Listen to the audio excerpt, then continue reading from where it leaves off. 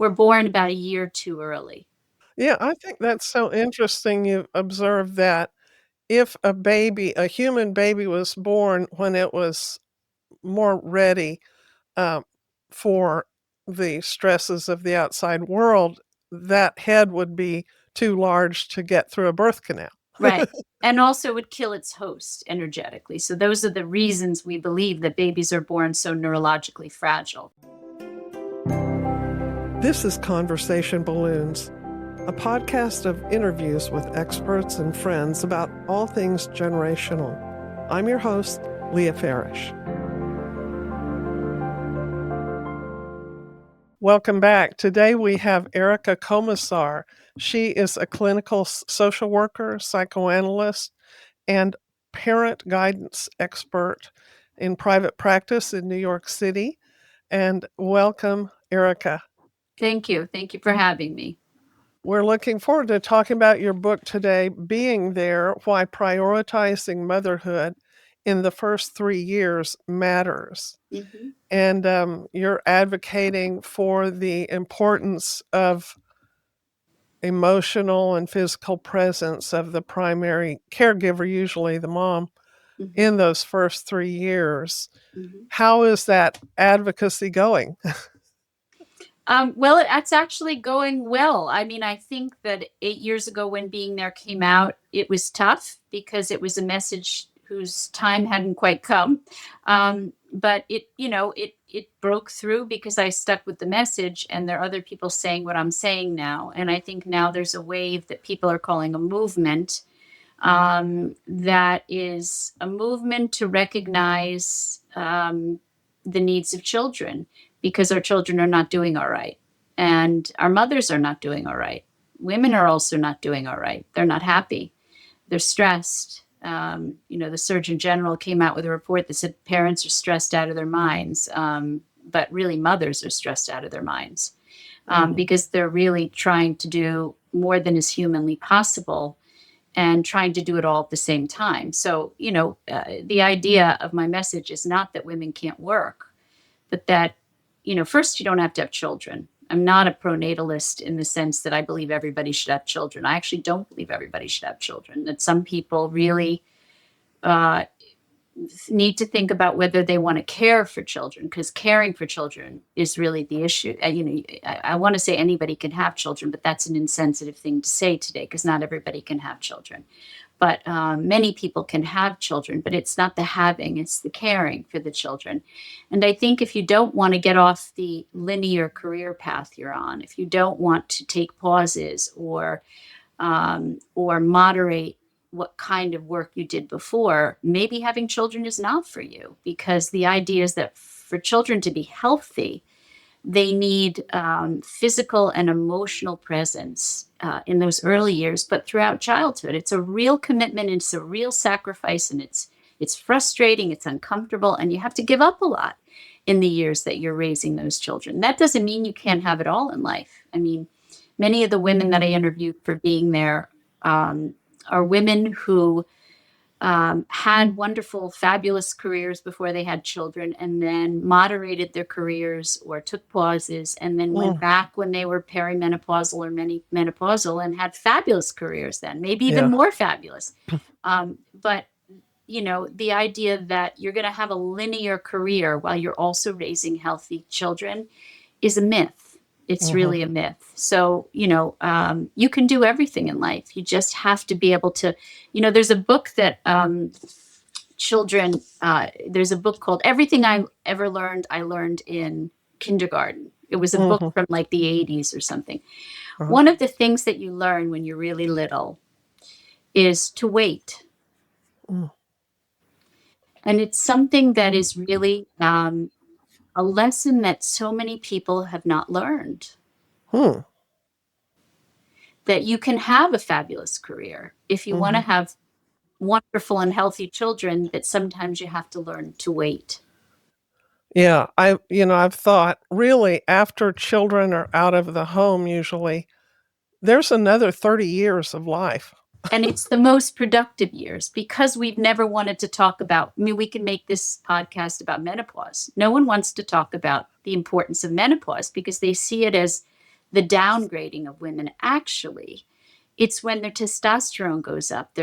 So when men's testosterone is in decline and they're losing their energy, women's estrogen goes down and their testosterone goes up. And therefore, we have children out of the house. We have productive and creative energy flowing through us and Mhm. energy to do something out in the world.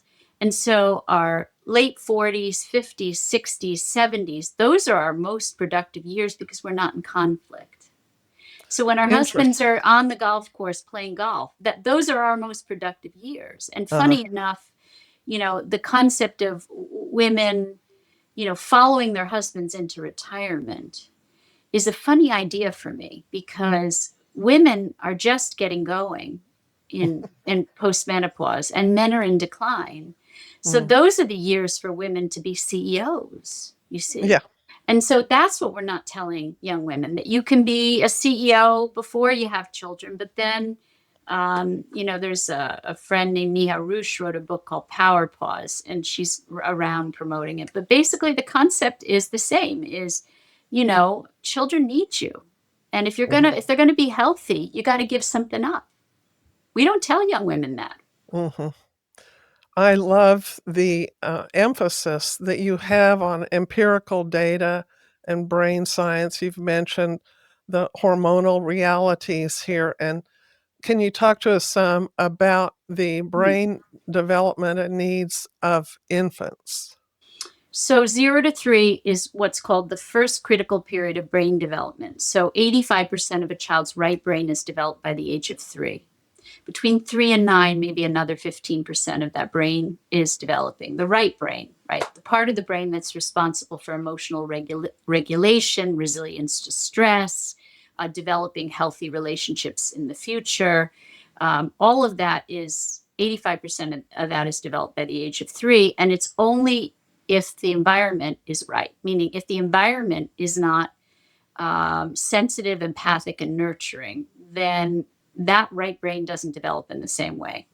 If you don't have that very present mother figure or primary attachment figure who is soothing you from moment to moment when you're in distress, who is buffering you from stress overall, and is teaching you about intimacy and trust and making you feel safe physically and emotionally, your brain doesn't develop in the same way. Mm. And that's the foundation for your personality for the future. And we don't tell women and men this. We lie to them, we gaslight them, and tell them that you can do anything you want with those children in the first 3 years, and everything will be the same. As if development is a track or a foregone conclusion. It's not. It has very much to do with you as a parent. You're very responsible for the development of that child. And if you're not present, that brain will develop in a different way. So is the main issue with an infant who is not being nurtured properly, is it anxiety? So, if you think about a primary attachment figure in most parts of the world that has not been contaminated with Western values, um, mothers wear their babies on their bodies for the first year. And the reason they do that is to have what we call skin to skin contact and to regulate the stress levels in the baby's brain, to keep those stress levels down, really buffering, it's called. And there's a researcher at Columbia that said that mothers are basically the central nervous system to babies in the first year, Mm. right? We're born about a year too early. Yeah, I think that's so interesting you observed that if a human baby was born when it was more ready, um, for the stresses of the outside world, that head would be too large to get through a birth canal. Right.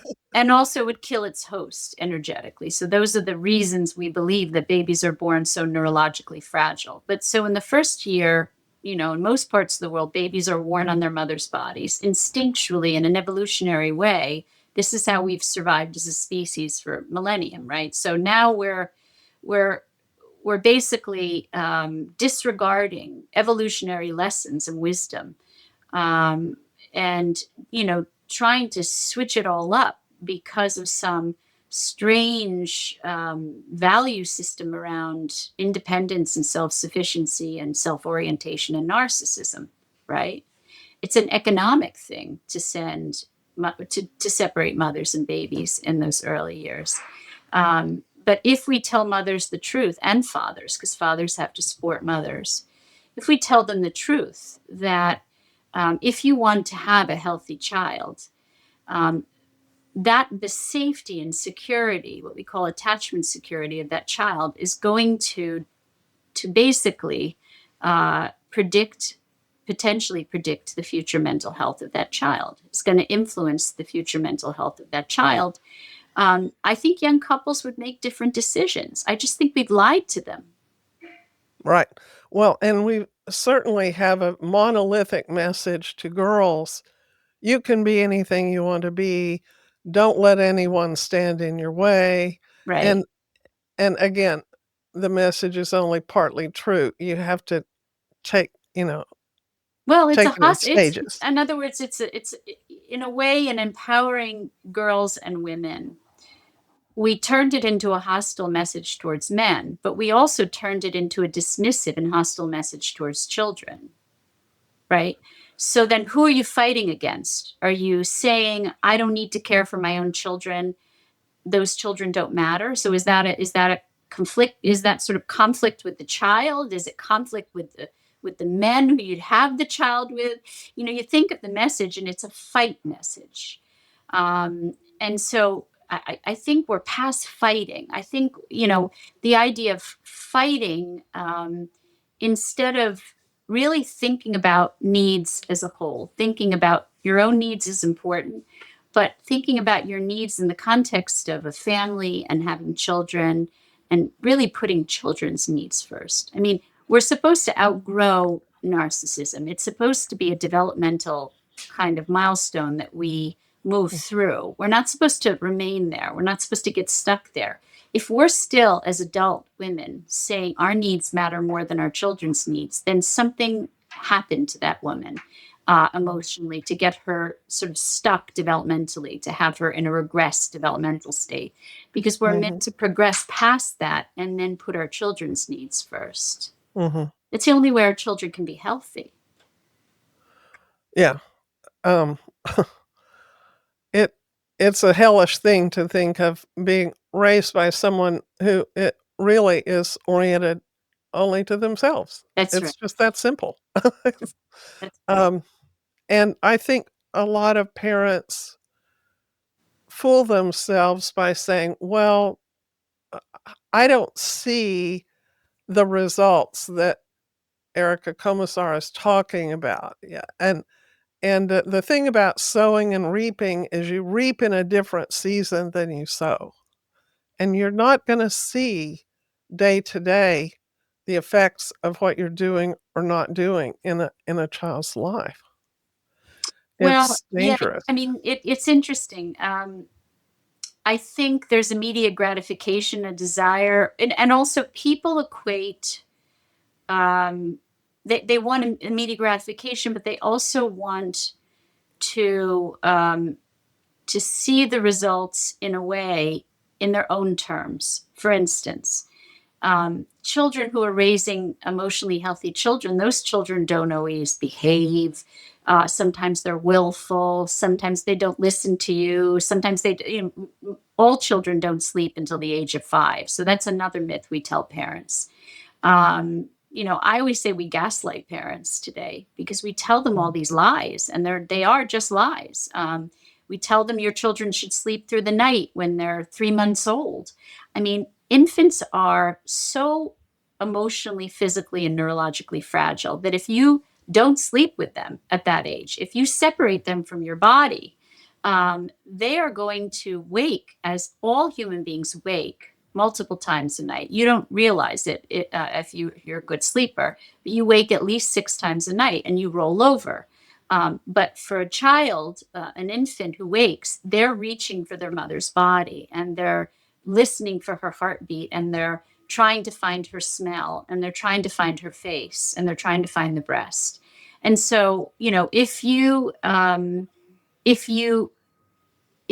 don't listen to these evolutionary needs and these cues, your baby is going to react to that, and the Mhm, idea that children have reactions mhm, to parents' reactions. Um, mhm, and somehow children are always supposed to sit and be happy and behave and not be willful and sleep through the night. I don't know who developed this kind of belief system. It is mhm. lying to parents. Raising children inherently is frustrating. It's the hardest work you'll ever do. It can be painful sometimes. It requires a great deal of patience and tolerance and the strength to wait as a parent. And these are things I'm not seeing in young mothers. Now, your message of self-abnegation in the process of parenting, Mhm. I would love to be a mouse in the corner in your private practice when you're talking to individual parents and helping them confront this reality. How does that conversation go? Well, it's not an accusation and it's not blaming. So Right. parents come to me, you could say they're self-selecting, right? Anyone who comes to me in my practice is self-selecting for wanting to learn and grow and being open, right? And so the idea is it's not an accusation. These are parents who want to do better. They understand that our our drive as parents, if we're healthy, is always to want to do better. It's not to want to be perfect. It's just Mhm, always to want to be better. It's the parents that I worry about are the ones who are defensive and say, I am who I am and leave me alone and I'm good enough now. And we always want to be better. they essentially blame the child. They go They get, do blame the child. psychoanalysis for the child or Right, right. Fix my medication child. for Well, the no, child. I was going to say they don't get play therapy for the child. They end up saying, here, take my child and medicate them, fix them. There's something wrong with them. It's like getting a toy and opening the box and realizing that the toy doesn't work the way you want it to work. And you bring it back to the toy store and say, the toy is broken, fix it, please. It Mm, doesn't work like that. Your children are your responsibility. They mhm, come from you. Their reactions are part of you. They'll react to you. They react unconsciously to you, mhm. Well, meaning sure. but if so the difference between taking your child to a psychiatrist who's just going to silence their pain and taking them to a play therapist who's going to do parent guidance with you, by the way, Mm, no play therapist worth their salt is going to do it exclusively, treat that child without treating you, because the mhm, only way to treat a child is to treat the parents, mhm, right? Unless you have like a psychotic child, or there are children who are so severely ill at a young age, but for the most part children are a product of their environment, mhm, right? A very small part of children is their personality. There is a thing called match, right? So you can mhm, have a very active child born to a very impatient mother who can't mhm, bear much. You say that's quite a mismatch, right? So mhm, in my practice, I help the parent to adapt more to the child. We're meant to adapt to our children. mhm. They're not supposed to adapt to us and our lifestyle. Yeah. We may never have been a mom before, but they've never been a baby before. No, no, they didn't ask to be born, and they're born with a receptivity to being nurtured, but they're not here to nurture us. And and though we certainly put self gratification aside in parenting, can you talk to us a little bit about the benefits that we do get, especially in those first 3 years, especially women, from nursing, from the skin to skin contact? What Mm. effect does that have, benefiting women? Well, oxytocin is the love hormone, and it basically lights up our right brain when we give birth, when we breastfeed, and when we nurture. So it's protective against cortisol. So basically, oxytocin and cortisol have an inverse relationship. So the more oxytocin we produce, the less stressed we are. The more oxytocin we produce, we pass it on to the baby, and the less stressed they are. So now if you have a healthy enough mother who's not overwhelmed and stressed and conflicted about going back to work or how much work she has to do, or what we're doing to mothers is that we're not giving them the space uh, to be with their babies in a non-conflictual way, right? We don't say to them, as we should in this country, take a year off and then see how you feel after that year. Mhm. And like they do in Sweden or in other parts of the world, here's paid leave for those who can't afford it, and for those who can afford it, take a year off. And that space allows mothers to feel kind of the connection, to not be stressed. So if the stress levels are too high, the oxytocin goes down. That's what the inverse relationship. But oxytocin is a protector against stress. So Mhm. the more we breastfeed, it's interesting because we used to say breast is best, but I think from a health perspective, not a mental health perspective, they meant the immunological property of the milk, which is obviously better than formula. Mhm. Um, but that's not the benefit from my perspective. The benefit is the attachment that it creates is the intimacy between the mother and the baby. It's that intimacy that helps that child to feel safe and secure and makes that mother feel, delighted and joyful in the connection. But if a mother has a traumatic history herself, has a history of an attachment disorder herself, a narcissistic mother that she had, or a detached mother, or an angry mother, or an absent mother, or an ill mother, or a depressed mother. All of those things mean that children have to develop pathological defenses to cope with that mother. And sometimes those defenses are like patches that hold until they have a baby. And when they have a baby, this postpartum depression phenomenon that's risen dramatically is that the patch gives way, Mm. patch tears, because Mm. the patch can't hold through childbirth. I always say childbirth is like a psychotic experience anyway. I mean, carrying a little person inside that moves around, and then you give birth in this dramatic, bloody way.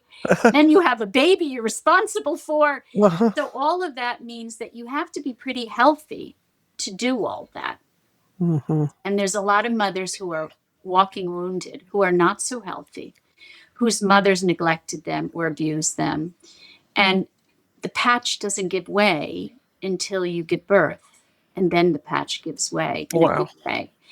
And so, but for the mothers whose mothers were good enough, not perfect, loving, present, Mhm. took more joy from parenting than Mm. they felt burdened by it. Mhm. Um, those mothers, what opens up for those mothers is a sort of blossoming, a blooming. The oxytocin takes like planting tomatoes in fertile ground, Mhm. and so yeah, it's a different experience for mothers who have had traumatic histories of loss with their own mothers. Mhm. Yeah. Through no fault of my parents, who were fantastic, I think I was pretty much a narcissist who had bought into the whole, feminist trajectory of my life and, until I had a baby, and I think it kind of delivered me from narcissism. That I think that can happen. I wanna share a little anecdote, that for me told me that for my baby, I was heaven. Mm, When my little boy was 3, we were rocking, I love to rock him, and, um, he said, "Mommy, will there be toys in heaven?" And mm, I said, "Well, let me put it this way, anything you need to be happy, you'll have in heaven." And he mm. waited a minute and he said, "Will you bring your rocking chair?" Oh.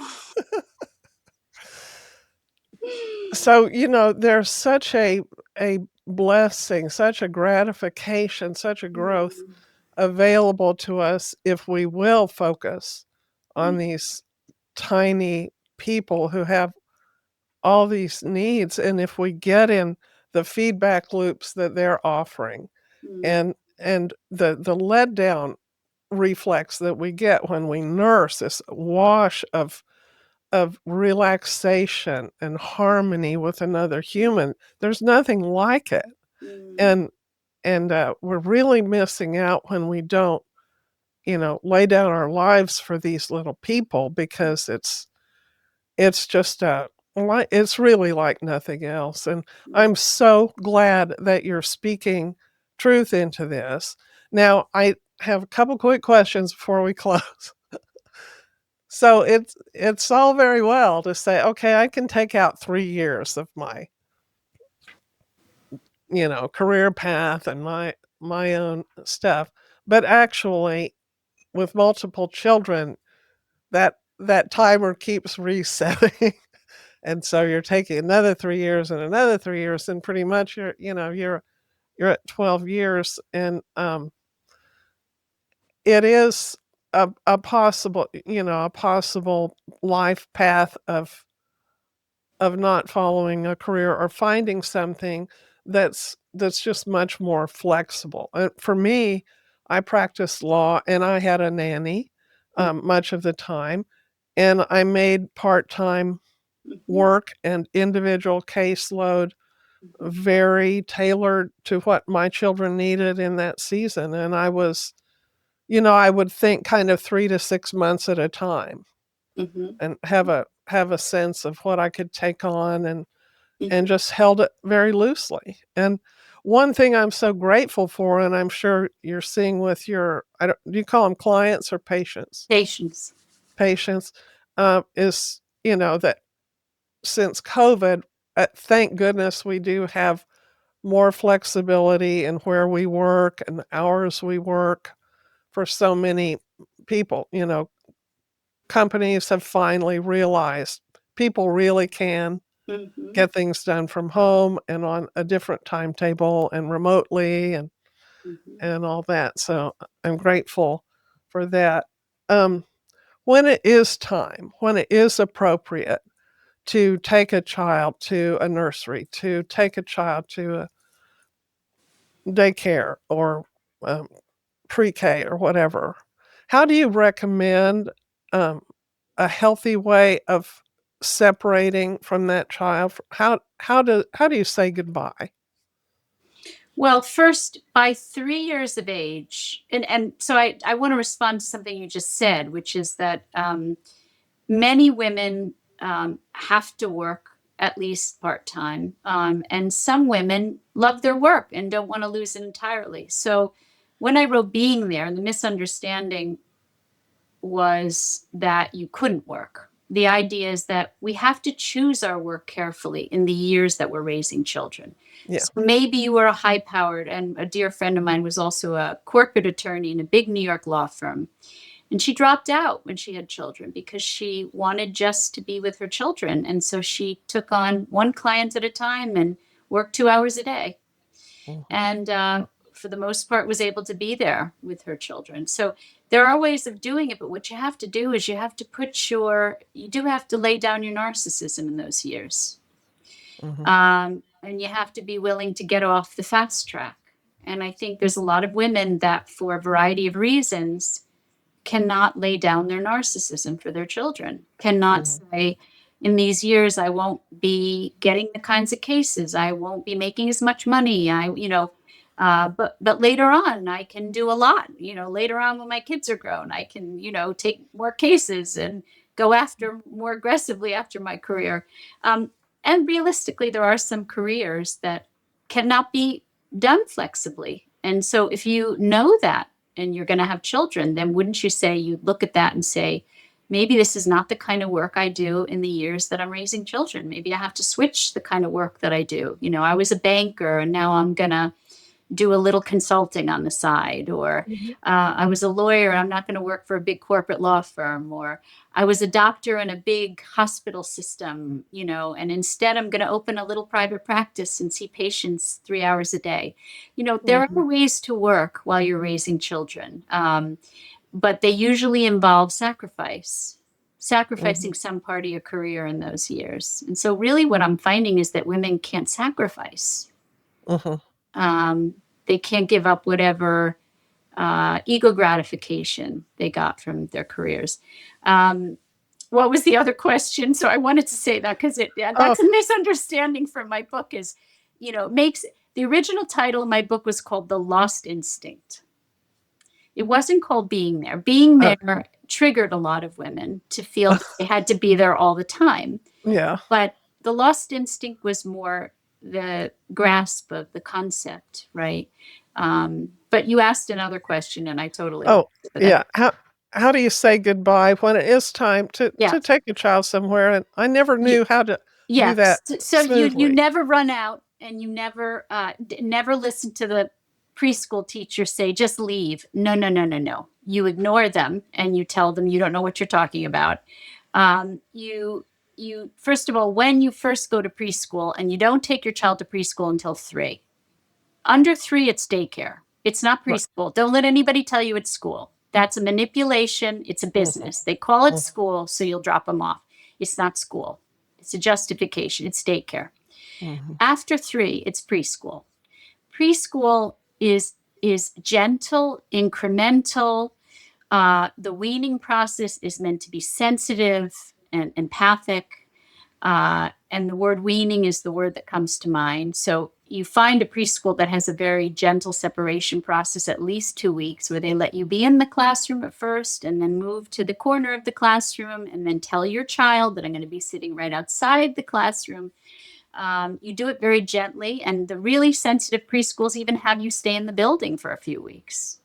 So if your Mhm. child needs you, they call you back in, right? Mhm. The less Mhm. sensitive ones are like, drop them off and leave. Just don't walk away from those, run away from those preschools. Mm. Never walk out without saying goodbye. Never leave your home without saying goodbye. Never sneak out. Mm. Never leave them before they've seen you in the morning, because those transitional times of the morning and the evening are so important for security. So never leave in the morning to get to your corporate job before you've said goodbye to them. Mhm. You really need to hug them and hold them and spend time with them and leave space for that Mm. before you go to work. So that's the answer to that. Never run out, never sneak out. Mm. Well, thanks for teaching us how to say goodbye, and we have to do that right now. But Erica, where can people find you? www.komisar, Komisar.com. And also on Instagram, Erica Komisar, LCSW, and on Twitter, but also at Attachment Circles, which is a new platform I formed, and that's attachmentcircles.org. Great. Thank you so much. Well, I hope to talk to you again sometime. Subscribe and review Conversation Balloons on your favorite podcast platform. Find me at leahfarish.com and on Instagram at LeahFarish.